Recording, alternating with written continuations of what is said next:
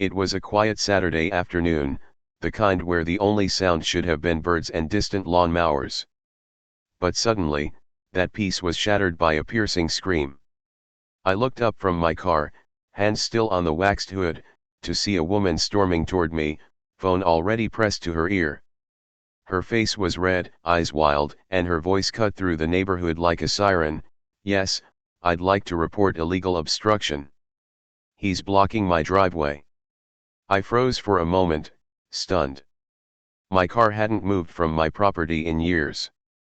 I wasn't blocking anything, yet here she was, summoning the full force of 911 over a parking space that wasn't hers. She waved her phone as if it were a sword, ensuring every neighbor could hear her performance. Curtains twitched. Porch doors cracked open. A small crowd began to gather. The scene was absurd, almost cinematic, but terrifying in its escalation. I stepped forward calmly, hands visible, trying to reason. "Ma'am, this is my driveway," I said, my voice measured. "There's no obstruction." She ignored me, launching into a tirade over the phone, spinning facts into fiction. I listened quietly. Years of experience had taught me that arguing with someone in full rage rarely resolves anything, it just feeds the fire. She described threats that never happened and claimed harassment I didn't commit. Each word dripped with entitlement.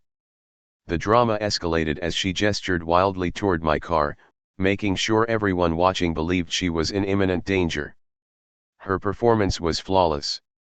She expected sirens, handcuffs, and me groveling. But I stayed calm, letting her frustration build like a storm around me, knowing it would peak soon.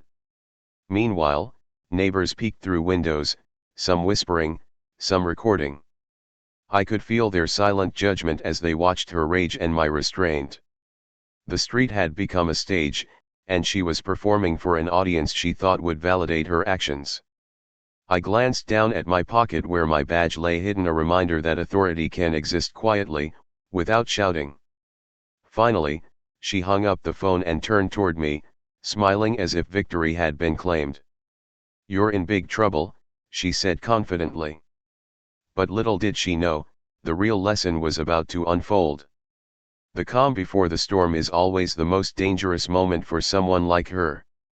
And then I realized, this wasn't just a misunderstanding. This was about to become a story she would never forget, and neither would the neighbors. The seconds after she hung up felt like minutes. She stood there, chest out, phone dangling from her hand, convinced she had already won. Her eyes scanned the neighborhood, making sure everyone was witnessing her triumph. Curtains twitched, porches emptied slightly, and a few neighbors whispered to each other. It was a performance, and she believed the climax had already arrived. I stayed calm. Patience has a power all its own, and today it was my strongest weapon. I knew the moment she realized the truth would hit harder than any argument or confrontation I could muster. My hands remained visible, a subtle gesture that conveyed control, not aggression. The contrast between her fiery energy and my composed stance made the tension almost tangible, as though the air itself had thickened. "Excuse me," I said gently, "but may I ask what the issue is?" She ignored me completely.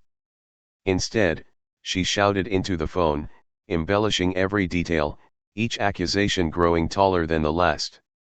She claimed obstruction, harassment, and even threats, all of which were fabrications. The neighbors leaned closer, some visibly uncomfortable, others entertained by the drama unfolding in front of them. Her confidence was infectious, but only to her. She had memorized her lines, believed in her performance, and expected immediate consequences for what she considered my wrongdoing. She had called in reinforcements, emergency responders, and assumed I would panic. Yet the truth was on my side, and it didn't need shouting. As she ranted, my mind wandered to the badge tucked safely in my wallet. I had decided not to wear it today, thinking it would be unnecessary. But the situation was about to prove otherwise. The badge was more than metal, it was a symbol of calm authority. When the right moment came, it would shift the entire balance. In the distance, the faint sound of sirens began to rise. Her expression changed almost imperceptibly. A small, triumphant smile appeared on her lips. She glanced at the neighbors, savoring the attention. "Hear that," she said loudly. "Consequences are on the way." But she didn't know that the reality of authority can't be summoned with a phone call alone. As the patrol car turned onto the street, I could feel the quiet tension escalate. The neighbors instinctively leaned forward, drawn by the impending arrival of the law. She was ready for justice, or so she thought. The car rolled to a stop in front of my driveway, lights flashing but sirens silent. The officer stepped out, scanning the scene, eyes sharp. And that's when the moment arrived that she would never see coming. The officer recognized me immediately. The officer's eyes widened for a brief moment, just enough for me to notice. It wasn't surprise, it was recognition. Recognition that immediately shifted the energy in the air. He paused mid-step, straightened his posture, and gave a subtle nod that only I noticed. The woman, oblivious to the exchange, continued her performance, pointing at me and recounting her exaggerated claims with theatrical urgency. "He's threatening me," she yelled. "He blocked my driveway, refused to move, and I feel unsafe." Her voice quivered with a mixture of feigned terror and righteous anger.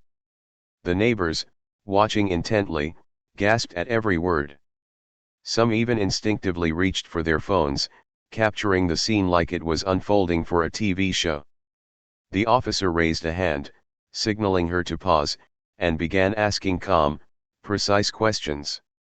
"Ma'am, can you show me where the obstruction is?" She pointed dramatically at my car, which had not moved a single inch and remained perfectly parked inside my driveway. The officer's eyes flicked to the car, then back to me, and finally down at his notepad. Every motion was deliberate, professional, and quietly intimidating. I spoke next, keeping my tone even and measured. I explained that the driveway belonged to me, provided my property details, and stated the facts clearly. No emotions. No embellishments. Just verifiable truth. The officer listened, nodding, absorbing every word, while she continued her frantic interruptions. Each claim she made unraveled as calmly as it had been spun. Then came the pivotal moment. I reached into my pocket, slid open my wallet, and let the badge catch the sunlight just enough for it to glint subtly. The officer's posture shifted again, formal and respectful. The woman's attention snapped toward me. Her confident smirk wavered. She blinked, processing what she was seeing. "What's that?" she asked nervously, her voice losing the bravado it had carried all afternoon. I met her gaze steadily. "I'm the police chief." A heavy silence fell. Birds stopped chirping. Cars idling on the street seemed to hold their position. Neighbors froze mid-step. The realization hit her all at once: the authority she had tried to summon over the phone was standing right in front of her. Her mouth opened, closed, and opened again. She stepped back, gripping her phone like a lifeline, suddenly aware of every witness around her. For the first time that afternoon, the balance had shifted. The chaos she thought she controlled had evaporated. Authority wasn't something summoned, it was something that could reveal itself in an instant. And now, the lesson was about to sink in. Her confident posture crumbled slowly, like a house of cards in a gentle wind. Her chest rose and fell rapidly, but the bravado was gone, replaced with shock and disbelief. She stared at the badge again, as if hoping it would transform into something else if she looked long enough. That's not funny," she stammered. "You can't joke about that." "I'm not joking," I replied evenly, my voice calm but firm. No anger, no frustration, just facts. The street around us seemed to pause, neighbors frozen in their windows and on their porches, absorbing the shift in energy. Even the sunlight felt different, casting long shadows that highlighted the tension in her face. The officer who had arrived now stepped slightly closer, reinforcing the weight of the revelation. He confirmed quietly, with a professional tone, that I was indeed the police chief. Every movement, every nod, was deliberate. Her eyes darted to the neighbors, searching for allies, only to find that the audience had become silent witnesses to the lesson unfolding. I didn't know, she whispered, voice barely audible, the confident tone of minutes ago completely gone. She tried to laugh nervously, hoping to soften the moment, to make it seem like this was all a misunderstanding, but the absurdity of her previous actions hung heavy in the air. I was just stressed, she added, attempting to explain herself. The officer asked her a series of precise, calm questions, each one highlighting the inconsistencies in her story. Did you check the property boundaries before calling 911? He asked. Her shoulders stiffened. I shouldn't have to, she muttered.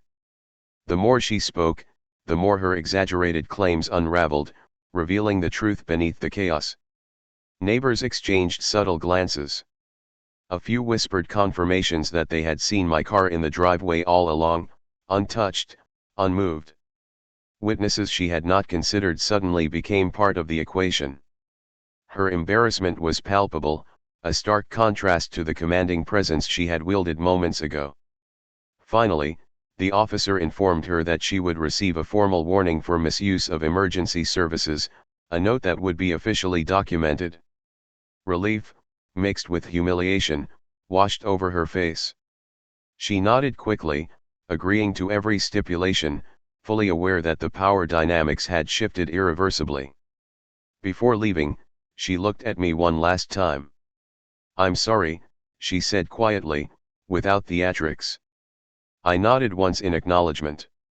No apology needed to be louder than truth.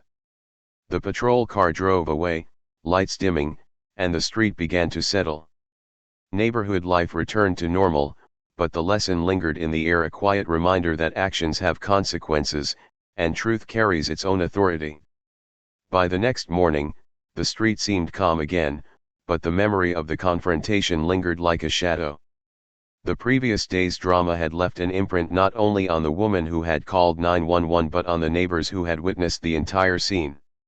Life appeared normal, but subtle shifts in behavior suggested everyone had learned something. I walked out to check my mailbox, noticing the way neighbors now paused before leaving their homes, offering cautious smiles or nods. It was as if the street itself had absorbed the lesson. Entitlement and false accusations could be dangerous, but calm authority and patience prevailed. Even small children seemed to sense the tension had lifted. The neighborhood had quietly reset itself. Reflecting on the event, I realized how fragile trust can be. Authority, when misused, can escalate quickly, facts can be twisted, and good intentions ignored. But when exercised wisely, authority teaches lessons without violence or humiliation. The badge I had revealed the day before wasn't a weapon, it was a symbol of restraint and responsibility. That distinction made all the difference. At the station later, I shared the story with a few colleagues. Not as gossip, but as a teaching example. Every call, no matter how minor it seems, carries real consequences, I told them. Patience, truth, and measured response are far more effective than anger or intimidation. They nodded, understanding that the situation could have gone far worse if handled differently. Meanwhile, the woman herself seemed transformed. From my porch, I noticed her curtains staying open a little wider, as though she was trying to repair her image, to act with more awareness. I didn't expect perfection. I didn't expect a public apology. But her quiet, cautious behavior signaled that lessons had been internalized. That weekend, neighbors even began exchanging small greetings that they had previously avoided. It wasn't dramatic, it was subtle, human, and meaningful. Conflict had given way to reflection. The story, which could have become a viral spectacle of humiliation, instead became a lesson in accountability, awareness, and restraint. As the sun set over the street, I parked my car in my driveway and paused for a moment. The concrete, the lines, the car all were unchanged, yet the meaning behind them had shifted. What once had been the stage of a petty confrontation had become a symbol of calm authority prevailing over chaos. That night, I thought about how easily misunderstandings can escalate, how entitlement can provoke unnecessary conflict, and how patience, truth, and perspective could quietly resolve even the most dramatic disputes. Sometimes, the most meaningful victories are invisible, but their impact resonates far longer than loud confrontations ever could. A few weeks later, I noticed subtle changes across the neighborhood. Conversations were calmer, waves exchanged more genuinely, and even minor disputes were being handled with patience rather than confrontation. The incident with the woman who called 911 had become a quiet lesson for everyone. While the drama had ended, its effects lingered, shaping behavior in small but meaningful ways. One afternoon, as I trimmed the hedge along my driveway, I saw her, the same woman, standing outside, carefully adjusting her car in the driveway. She wasn't yelling or gesturing, she was methodical, deliberate, aware. Her phone stayed tucked away, and her posture no longer carried the arrogance of entitlement. She glanced at me briefly and offered a tentative nod. I nodded back, acknowledging the mutual understanding that had quietly formed between us.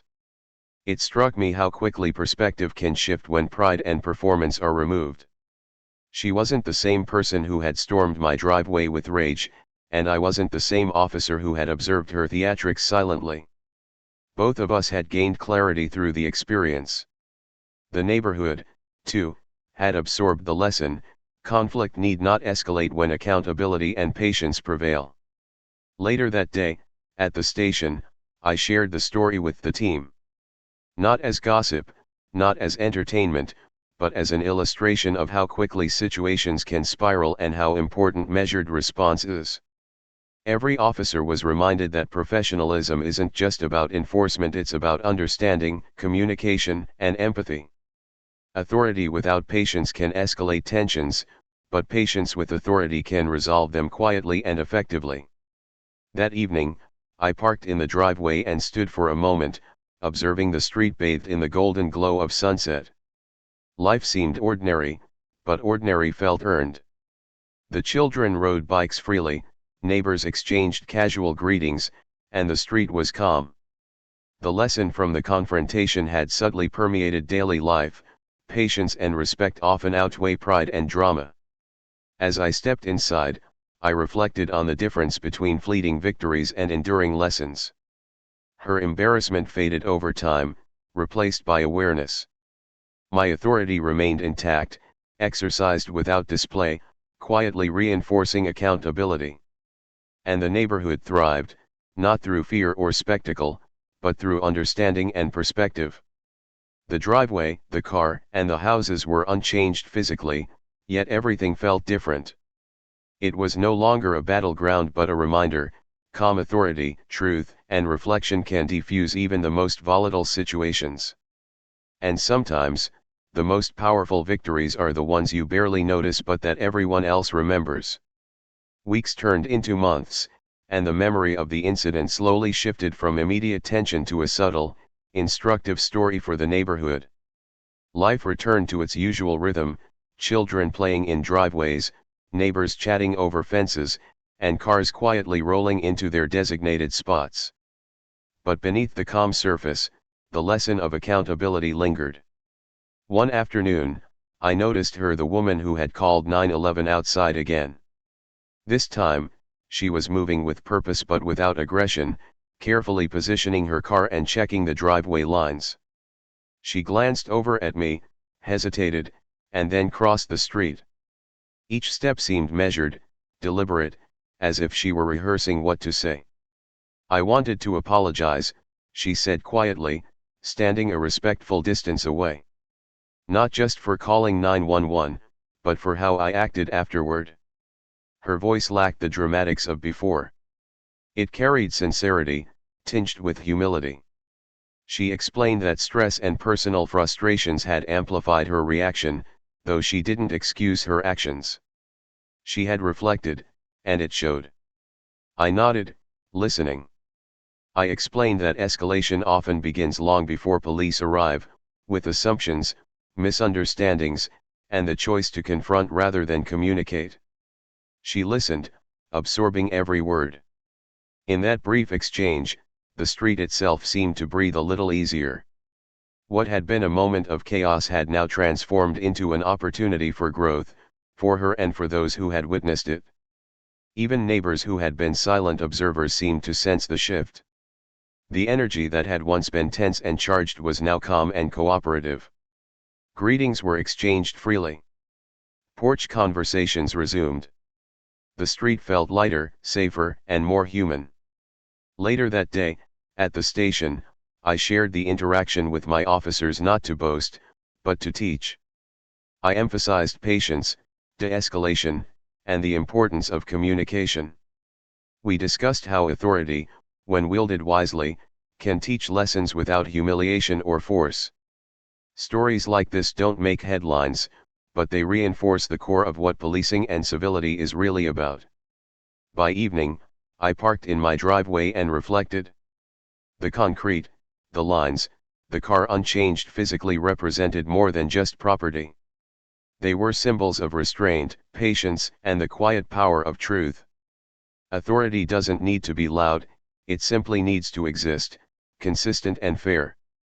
That day reminded me of a fundamental truth: true influence comes not from yelling or dramatics, but from calm, measured action and integrity. And sometimes, the most meaningful lessons leave no mark except in behavior, respect, and understanding. Months later, the neighborhood had returned to its familiar rhythm, but the incident lingered as a quiet lesson in everyone's mind. Driveways were respected, phone calls were measured, and conversations carried a new undercurrent of caution and awareness. The street felt calmer, but not because of fear, because of understanding. One afternoon, I noticed her, the woman who had called 911, working carefully in her garden. She moved deliberately, focusing on her tasks without distraction. No phone in hand. No exaggerated gestures. When our eyes met, she offered a small, tentative nod. I nodded back. No words were necessary. Mutual recognition had replaced confrontation. Respect had quietly settled over the street. It struck me how quickly perspective can shift once pride and performance are removed. She was no longer the agitated instigator, she had become a neighbor mindful of her actions. I, too, had changed. The incident had reminded me of the importance of restraint, patience, and measured authority. And the neighborhood had absorbed the lesson, collectively and subtly. Later, at the station, I shared the story with a few colleagues. Not as gossip, but as a teaching moment. I emphasized that every call, no matter how minor, can escalate if handled poorly. Authority should not be wielded recklessly, and patience often prevents drama from escalating into danger. The officers nodded, aware that these lessons often go unnoticed but have long-term impact. That evening, I parked in my driveway and looked around the street bathed in the warm glow of sunset. Life seemed ordinary, but ordinary felt earned. Children played freely. Neighbors chatted on porches. The street was calm, balanced, and informed by experience. It became clear to me that the most powerful lessons are not always loud or visible. Sometimes they are quiet, invisible, shaping behavior in subtle ways. Her embarrassment faded over time, replaced by self-awareness. My authority remained intact, exercised without display. And the community thrived not through fear or spectacle, but through understanding and reflection. The driveway, the car, and the houses were unchanged, yet everything felt different. No longer a battleground, the scene had become a symbol of patience, accountability, and the quiet strength of truth. The lesson lingered in every glance, every nod, and every small act of consideration across the street. By now, the story of that chaotic afternoon had become a quiet legend in the neighborhood, retold subtly whenever someone mentioned petty disputes or driveway drama. The woman who had called 911 had learned a hard lesson about entitlement and patience. She no longer approached situations with instant judgment or performance-driven outrage. Instead, she moved carefully, aware of boundaries and the consequences of escalation. One afternoon, she walked past my driveway, stopping briefly. She gave a small, respectful wave. I returned it with a nod. No words were exchanged, but the understanding between us was complete. The confrontation, which had once dominated attention and tension, had resolved itself into mutual acknowledgement. Life on the street was back to normal, but with a new layer of awareness. I reflected on the chain of events, the angry phone call, her assumptions, the arrival of law enforcement, and the moment my badge revealed the truth. At every step, the situation could have escalated into hostility, public embarrassment, or worse. But it hadn't. Patience, calm authority, and clear facts had transformed potential disaster into a quiet teaching moment. Neighbors now greeted each other with subtle respect. They had seen firsthand how quickly emotions could spiral and how swiftly the situation had been diffused. The lesson was visible not in dramatic confrontations, but in everyday interactions. Measured actions carry more weight than loud accusations. At the station, I shared the experience with my team as an example of how authority is most effective when paired with patience. The story wasn't about power, it was about responsibility, restraint, and understanding human behavior. Authority doesn't need to dominate a scene to be effective. Sometimes its quiet, consistent presence is enough to prevent chaos entirely. That evening, I parked in my driveway once again, glancing at the familiar concrete and lined spaces. Everything looked ordinary, yet the meaning behind it had changed. The driveway was no longer just a piece of property, it was a symbol of calm, measured authority, accountability, and the subtle lessons that come from experience. The woman's actions, my response, and the witness's observations had created a ripple effect that extended beyond one phone call or one driveway. It was a reminder that understanding, reflection, and composure often outlast anger and dramatics. Sometimes, the most significant victories are quiet. They leave no headlines, no viral clips, no applause, just a neighborhood restored, relationships mended, and lessons learned. And in that silence, everyone involved had grown a little wiser, a little more patient, and a lot more aware of the power of truth and authority.